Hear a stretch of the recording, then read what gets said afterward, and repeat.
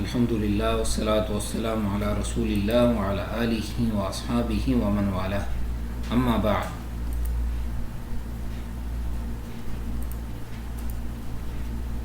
یہ جو ہے المانع الثالث کہ تیسرا جو ہے موانع الارث میں سے وہ کون سا؟ اختلاف الدین۔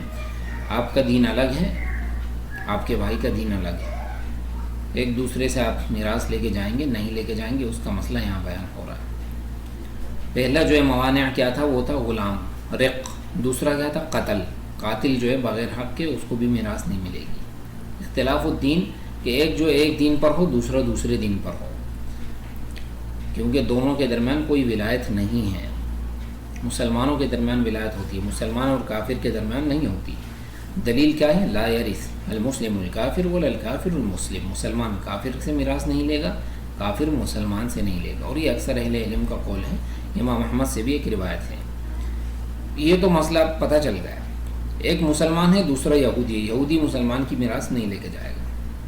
ایک بھائی مسلمان ہے دوسرا نصرانی ہے، مسلمان کی میراث نصرانی نہیں لے کے جائے گا۔ نصرانی مر گیا تو مسلمان کو اس کا مال نہیں ملے گا، مسلمان بھائی کو۔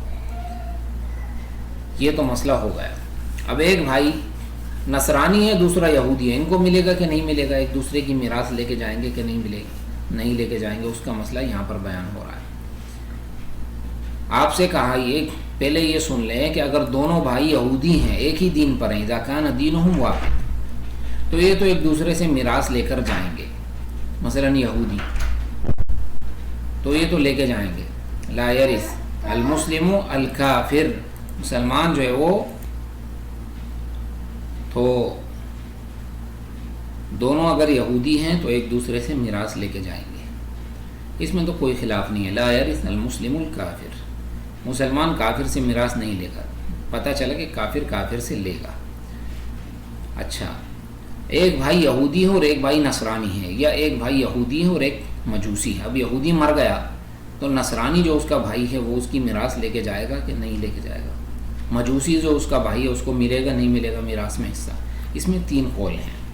پہلا قول یہ ہے کہ الکفر ملت واحدہ، کفر جو ہے وہ ایک ہی ملت ہے۔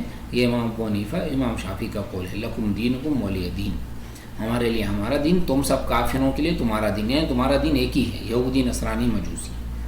دوسرا قول یہ ہے کہ کفر جو ہے تین ملتیں ہیں، یہودی ایک ملت، نصارہ جو ہے یہ دوسری ملت، اور ان کے علاوہ جتنے بھی کفار ہیں وہ الگ ملت ہیں۔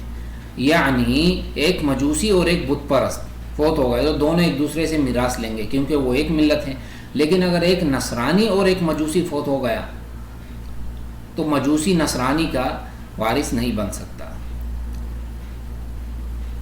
یہودی فوت ہو گیا تو اس کا ایک بھائی نصرانی ہے تو نصرانی کو نہیں ملے گا، عیسائی کو یہودی کی میراث نہیں ملے گی۔ یہ امام احمد سے ایک روایت ہے اور امام مالک کا قول ہے۔ لا یتوارث اہل ملتین شتیٰ، دو ملتوں والے ایک دوسرے سے میراث نہیں لے کے جائیں گے۔ تیسرا قول، ساری کفار کے جتنے بھی دین ہیں یہ ملل متعددہ، یہ الگ الگ ملتیں ہیں۔ یہودی نصرانی سے نہیں لے کے جائے گا، نصرانی مجوسی سے دوسرے کفار میراث نہیں لے کے جائیں گے۔ یہ امام احمد سے ایک روایت ہے اور مالکی مذہب میں ایک دوسرا قول ہے۔ تو یہ اختلاف الدین والا مسئلہ ہو گیا۔ اور اگلے درس میں ایک دوسرا معنی جو مختلف فی ہے علماء کے درمیان، یعنی اس میں اختلاف ہے، وہ اختلاف الدار۔ ایک انسان امریکہ میں ہے، دوسرا اسرائیل میں ہے، ایک پاکستان میں ہے، دوسرا اسرائیل میں ہے، دونوں کے درمیان حرب ہے، میراث لے کے جائے گا نہیں لے کے جائے گا؟ یہ مسئلہ انشاءاللہ آنے والے درس میں بیان ہوگا۔ واللہ اعلم وصلی اللہ علی نبینا وسلم۔